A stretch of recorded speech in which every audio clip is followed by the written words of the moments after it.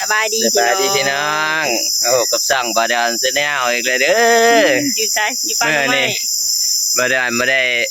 ไอ้ขับรถนะเนื่องจากเครื่องนี้ฝนตกชงของบ่ค่อยดีนะออเดอร์ปูนบ่ค่อยมีนะบาดาลก็ได้มีโอกาสมาหาหน่อไม้พี่น้องพากันมาหาหน่อไม้พี่น้องเอ้ยมาเบิ่งว่าบาดาลสิได้บ่มาเบิ่งกันว่าจะได้หรือบ่ได้จะมานหรือบ่มานนะพี่น้องเนาะบัดนี้มาว่าบาดาลหานี่บ่พลาดบัดนี้พากันชวนกันว่าบ่ดอนบ่ได้ไปเฮ็ดเวียกนะพี่น้องก็เลยพากันชวนกันว่าไปหาหน่อไม้ถาป่าไปว่าซั่นเอื้อยสตุกสิมามื้ออื่นเนาะพี่น้องหาหเนาะน่อไม้ถาป่าเนาะช่วงนี้ก็เป็นเวลา3 โมงเกือบ4 โมงแล้วเนาะเพราะว่าบ่มีเวลามาถ้าคนน้อยมาหาหน่อไม้ถาเอื้อยพี่น้องไปหากันเลยว่าจะได้หรือบ่ปูดมันนี่เห็นแล้วพี่น้องตะปูดมันนี่ตะปูดมันเนี่ย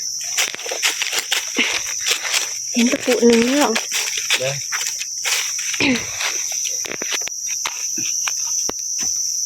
เขาคือบ่เห็นเขาบ่ได้เปิดโอ้แก่คือ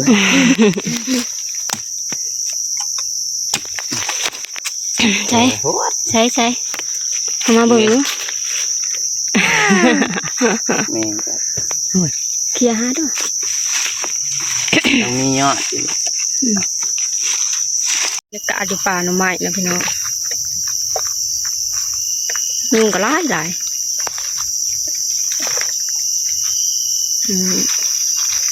คนหาเขาสบายได้ไหมสบายดีได้ไหมสบายดีพี่น้องนี่มาหาหน่อไม้เอ็มนี่จับโทรศัพท์กันบรรยากาศนะพี่น้องแถวป่าหน่อไม้นี่เห็นแล้วพี่น้องนี่ตะปูดเขาบนเด่นหน่อนะพี่น้องเนาะเขาเน้นตะปูดหน่อไหนครับเขาเน้นตะปูดคนซับก็ดีพี่น้องเลยเคยหามาจะเดินแล้วนี่ใหญ่อยู่ดีล่ะกระสะบันกระสะเอาบอตันเอาละอันนี้ได้เอาละโอ้ห้าโมเด่นหน่อยมันเด่นใหญ่นำดีพี่น้องเลยอันใดพอแกงได้เอาทุกวันนี้เอาแหนงมันก็พอละแถวนี้บ่มีบ่ซับปุ่นนึงบอกเขามาเจ้าก็อย่าซับมาแต่ปลายมันเลยปุ่นน่ะได้แต่ปลายบนปลายเลยเก็บเอาใช่นี่ว้าวว้าวว้าคนหมันมันเด็กว้าวเลยจำน้ำมันสับอะไรเนี่ยไปก็บ่ไปโอ้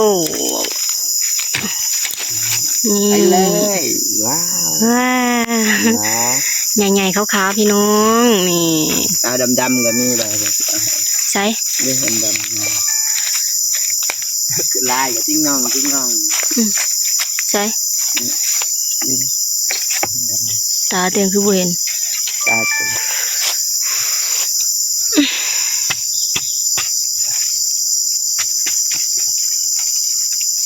น้ำไม้ออกได้บดีมึงก็โอ้ยเนาะมึงนอนมึงออกก้านกูชี้เอาน้ำไม้เองขี่ไม่รู้นะหมากันดิสอพวกหมาบางอยู่บางนอนใช่ว้าวอันนั้นแม่นบ่อันนี้เอาแล้วเดี๋ยวเท้าช้าดำๆแบบนี้เดี๋ยวเลี้ยงแล้วปลายอะไรเนี่ย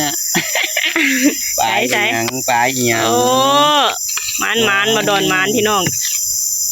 ว้าวเห็นอีดีเห็นว้าวว้าวเด้อเปียกหยาดดำหยาดขาวบริหารกินได้ทั้งใหญ่ได้ทั้งขาวได้ทั้งดำนะพี่น้องเนาะยามันนะแบบนี้ก็คือว่าโอเคละเอาแบบว่าไม่เสียจักอย่างชับจนแบบยาวแต่ปลายมันได้เลย ดิเอาเงาน้ำ งัดดีๆใหญ่เต๋อพี่น้องเลยโอ้โห ไอ้ ได้ นี่อ่างพี่น้องดู ว้าวอ่ะ มันโอ้นักถึกๆพี่น้องเลยนี่ใหญ่ค่ะโอ้ เยอะหลายเลย ขาวอ่ะ นี่ตัวนี้จะขี่ไปทางใด โอ้ จับมือคุย เรื่อง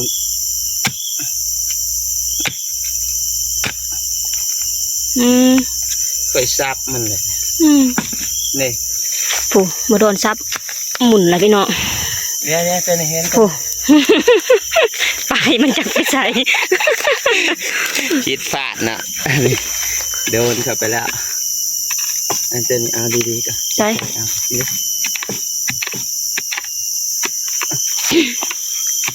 ไปเห็น โอ้ขาวแวบว่ะขาวจั๊วะมันแม่นอยู่บ่ละปลายมันไปทางนั้นนะ เหงามันไหลปลายมันก็จับออก ปุ่นชับตอนไหน มาดิจับขาดไปแหมมันคือแข่งเด้แมงไม่กี่บัลละ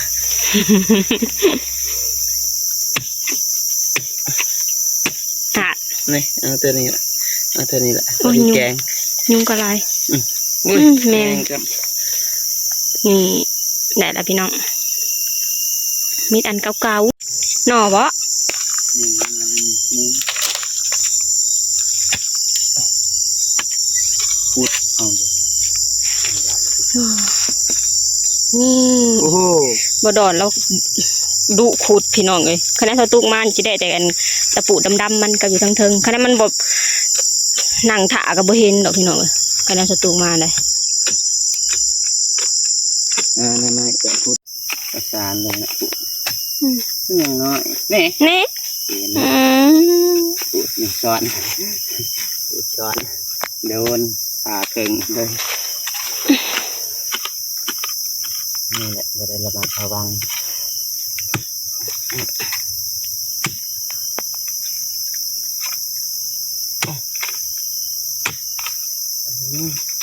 ก็เสียดาย ทำยังไงโอ้ยเนาะพ่อแม่พี่น้อง เนี่ย ห้อนก็ห้อนยุ่งก็หลาย ยุ่งก็กลัวให้แมงวัน เอาตัวนี้ก่อนไม่ต้องมีหมูมันอีกแค่ละ เดินออกไป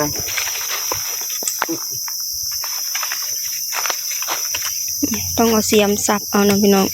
ประตูก็มีดสับบ่ได้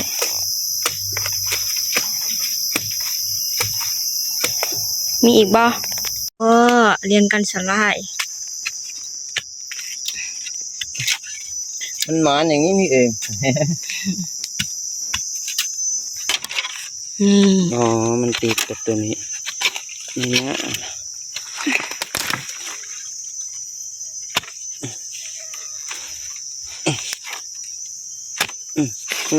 ติดปลากันนะพอดีละจัง นี่พี่น้องข้าวอวบดำอวบมาเลย อันนี้ดำอวบนะ ดำอวบ ดำอวบพี่น้องโอ้อันนี้กระสะเนาะพี่น้อง ไม่ทราบอ่ะ จะตู้ซับจะทุ่งก่อน ชอบเรื่องนั้นเจ๊ตัว ใหม่กระสะ นั่นนะพอดีแกง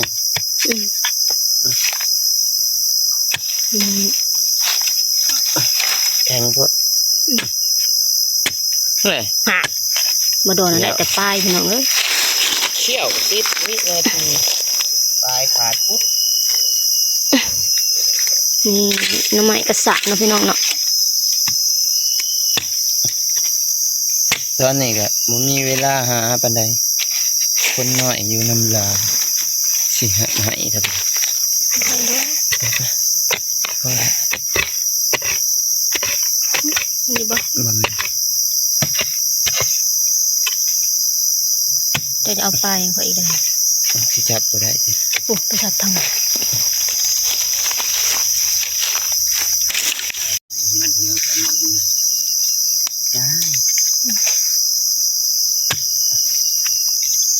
เงาพูด พี่น้อง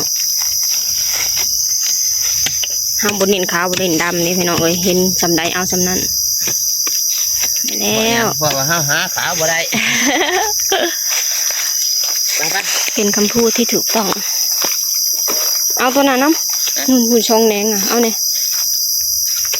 ไม่เน้นขาไม่เน้นดำอันไหนที่มันแกงได้เราเอาหมดไม่เอาแต่ลำ พี่น้องนี่บ่ถึงบ่เอ้ยยู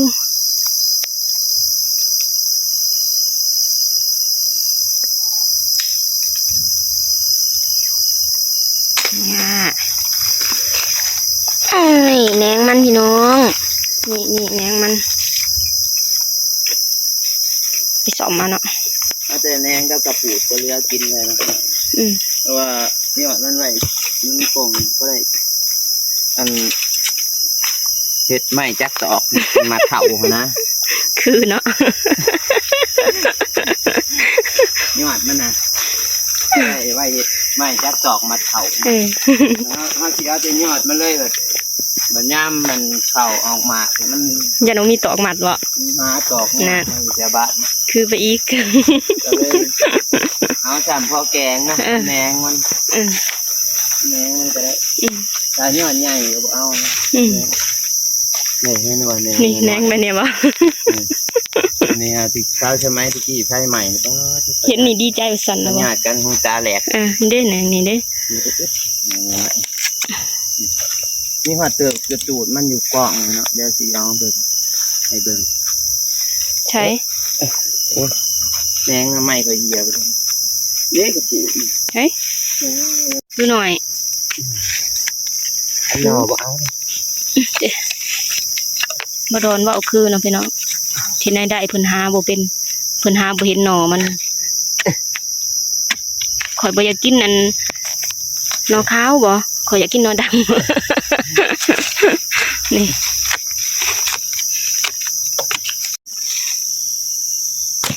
ว้าวนี่น้องไม้กระสะน้องไม้ไผ่เด้นี่เนาะน้องไม้ไผ่เด้ อันนี้ปูดเลยเนาะชัดทางนั้นได้ป่ะแม่ ใช่ได้บ่เดี๋ยวเอาไปอีกเด้อ เอาปวดกับหยาบ เจ้าเน้นปลายหรือเน้นเงา ไปซักไปได้ว่าสิเอาแต่เงาฟาดเลยถือแต่ปลายมัน ว้าวใหญ่ นี่นะพี่น้องจำนี่ก็พอได้อยู่ได้แกงละ นี่พี่น้องอันนี้กระสะเนาะกระสะนี่ใหญ่ๆพี่น้องเลยนี่ได้หลายอยู่พี่น้องเอ้ยได้พอแกงอยู่หาแบบเผานะพี่น้อง ตัวนี้ใหญ่สุด ได้ปูดตะปีมันก็เอานะพี่น้องเนาะเจอดื้อหาย ได้หลายอยู่ได้พอแกงอยู่นี่ได้อยู่พี่น้องได้พอแกงอยู่นี่มีหน่อขาวมีตะบูดขาวอยู่เด้พี่น้องมีทั้งหน่อไม้กระสะแล้วก็หน่อไม้ไผ่ปะปนกันไปเนาะพี่น้องเนาะแบบนี้ก็สำนี่ก็พอกินแล้วนี่ตัวนี้ขาวค่ะว่ายังว่าย้องพี่น้องไปหาหน่อไม้มากกันดิหาไม่มากอะโดนเต็บเลยพี่น้องเอ้ยว่ายุงว่าย้องห้อนก็ห้อนเนาะอยู่ป่าอยู่ดง มื้อนี้ไปหาหน่อไม้ก็มานอยู่เนาะพี่น้องได้พอแกงมีทั้งตะปูดขาวตะปูดดำปลาปนกันไปนะพี่น้องเนาะค่อยมีเวลานะว่าคนหน่อยอยู่น้ำแพตตี้นะ คนหน่อย อยู่น้ำไม่ใหญ่หายแล้วยักปันโอเคประดอนกับชิคอจบคลิปเท่านี้เด้อพี่น้องฝากให้พี่น้องกดไลค์กดแชร์กดติดตามให้บดอนเด้อบ๊ายบาย สบายดีสวัสดีครับ ไปเมื่อพี่น้องปลายทางเฮาคืออยู่พูนตีนบ้านอยู่พุ่นเนาะอยู่ตีนบ้านพุ่นเนาะพี่น้องเนาะเลย